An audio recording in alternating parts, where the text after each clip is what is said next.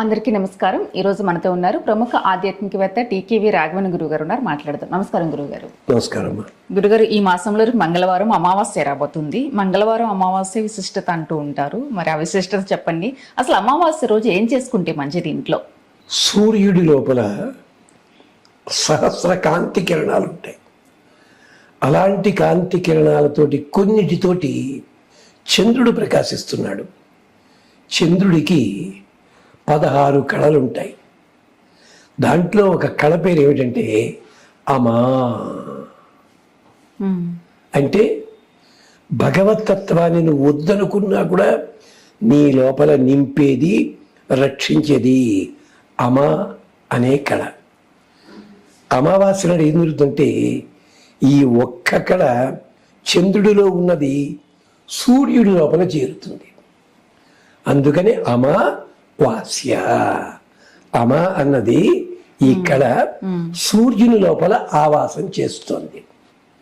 దానివల్ల ఉపయోగం తెలుసిన, చంద్రుడు ఎవరంటే పితృదేవతలకు అధిపతి. మనమంతా కూడా జనాలుగా కార్యక్రమాలు చేస్తుంటే వీళ్ళంతా తిన్నగా స్వర్గానికి వెళ్ళిపోరు, తిన్నగా నరకానికి వెళ్ళిపోరు. వీళ్ళందరికీ ఒక జంక్షన్ ఉంది. ఏమిటది? చంద్రుడు. అక్కడికి వెళ్ళి వాళ్ళ పాప పుణ్యాలు పూర్తి అయ్యేదాకా అమృతాన్ని స్వీకరిస్తూ ఉంటారు వాళ్ళు. పాపం వాళ్ళు ఉత్తమ లోకానికి వెళ్ళాలన్నా, లేదా వేరే పుణ్యలోకానికి వెళ్ళాలన్నా, పాపక్షాళన కోసం నరకానికి వెళ్ళాలన్నా సూర్యుడి ద్వారా వెళ్ళాలి.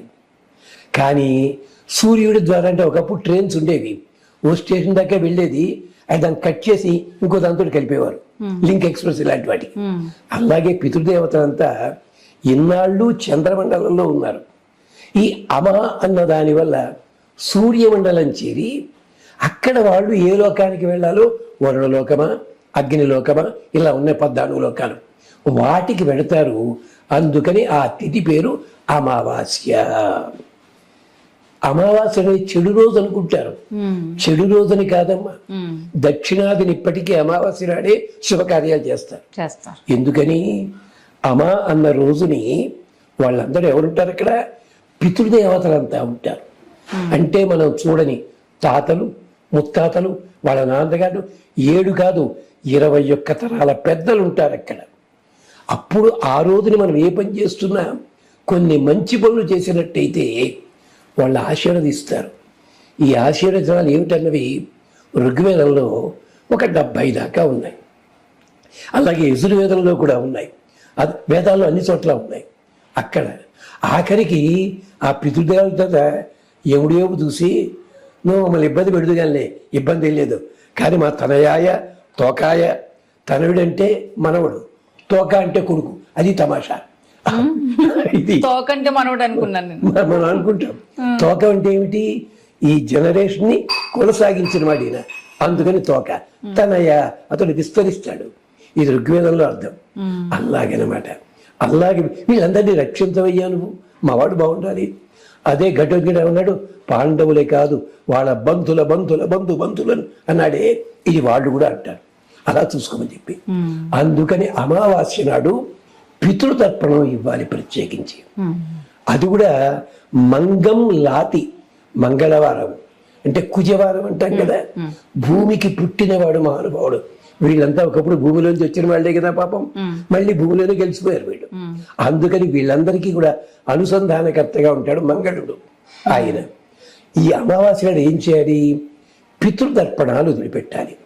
ఆడవాళ్ళు కాదమ్మా, మగవాళ్లే చెయ్యాలి. ఈ మధ్య ఆడవాళ్ళు కూడా అక్కడ కార్యక్రమాలు చేసేస్తున్నారు అన్నాడు.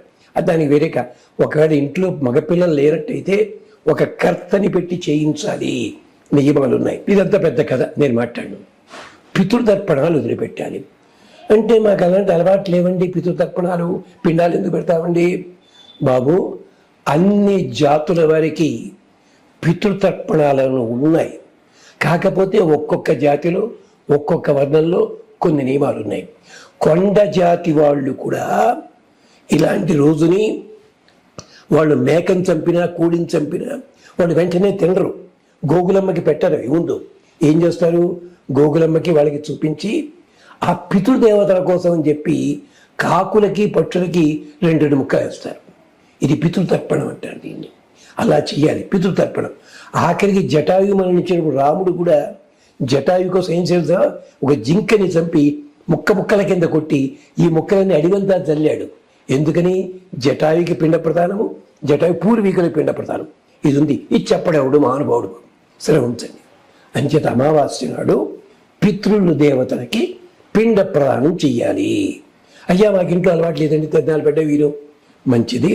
దేవాలయానికి వెళ్ళి అక్కడ స్వామికి ఆరాధన చేయించి, మీ గోత్రం తెలిస్తే గోత్రము, లేదా పేరు, లేదా మీరే ఉన్నారండి మీ అడ్రస్ చెప్పక్కల్లా దేవతలకు తెలుస్తుంది. అది ఇచ్చేసి అప్పుడు ఆ దేవాలయంలో ప్రసాదాన్ని 10 మందికి ఉపయోగించేలా చెయ్యండి. ఇది పిండ ప్రదానం చేస్తే మంచిదే. లేదంటే అది కూడా కాదండి, మీకు బామ్మగారు అమ్మమ్మగారు తెలుసుంటుంది. వాళ్ళు నీళ్లు పట్టురావడానికి వెళ్ళి పొద్దున్నే సూర్యుని చూసి బిందె ముంచకుండా ఈ నీళ్ళు ఇలా ఎత్తి ఇలా పడేసి నీళ్లు బాగానే ఉన్నాయి ముంచుకెళ్ళి. ఎందుకది? ఇది సూర్యుడికి అర్ఘ్యప్రదానం ఇచ్చారు వాళ్ళు. దేనికోసం? ఈ నీళ్లు పితృదేవతలకి ఉపయోగిస్తుంది. ఇది కూడా అధర్ణ వేదంలో ఉంది. ఇది ఎందుకు చెప్పరమ్మా పండితులు? ఇలాగా జలముని పడడం కానీ ప్రదానం చేయడం కానీ, లేదంటే ఇప్పటికీ కూడా ప్రతి అమావాస్యకి పల్లెటూళ్ళకి ఆచారం ఏంటంటే పొలాలకు వెళ్ళి చిన్న చిన్న ముక్కలు పట్టుకొచ్చి, అంటే వేరుశనగ ఏదైనా సరే గుమ్మంలో వేలాడదీస్తారు. అంటే పక్షుల రూపంలో వచ్చి తింటారని చెప్పి. ఆఖరికి మీరు తింటున్న ఎంగిలి ఉంటుందే, ఎంగిలి విడిగా అట్టే పెడితే కాకి వచ్చి తింటుంది. కాకి ఎందుకని? పితృదేవతలకి ప్రతినిధి, యమధర్మరాజు దగ్గర ఉంటుంది. ఎంత ఉంది కదా. అంచేత ఆ రోజుని అమావాస్య నాడు తలస్నానం చెయ్యండి, చక్కగా దేవతార్చన చెయ్యండి, పితృదేవతల పేరుతో కార్యక్రమాన్ని చెయ్యండి. పక్షులకి జంతువులకి నీళ్లలో పడేయండి గింజలు ఏమన్నా, జలచరములకి, లేదా నిప్పులో వేయండి, ఉట్టినే వేయండి. అలాగే అగ్ని ద్వారా జలము ద్వారా. సూర్యుడు నమస్కరించండి, మాకు రక్షణ కలగాలి. ఒక్కసారి శాంతి పాఠాలు ఉంటాయి చూడండి, దాని అర్థం ఏమిటోను. మా పెద్దవాళ్ళంతా అక్కడ ఉన్నారు, వాళ్ళు మమ్మల్ని రక్షించాలి, ఈ కోరిక ఉంటుంది. ఎందుకని మంగళవారము అమావాస్య.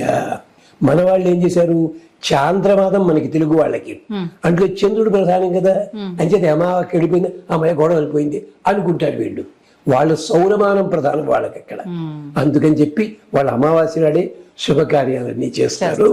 అమావాస్య చెడు తిథి కాదు, అమావాస అంటే అమా అనే కాంతి కిరణం దాంట్లో చేరుతుంది.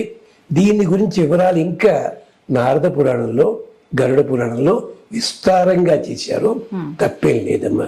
అయితే అమావాస్య నాడు భార్యా సంగమం మానేయమని ఒక్కక్కడి నేను చేస్తున్నారు. అది బ్రహ్మచర్య, అవి మాత్రం చెయ్యం మనం.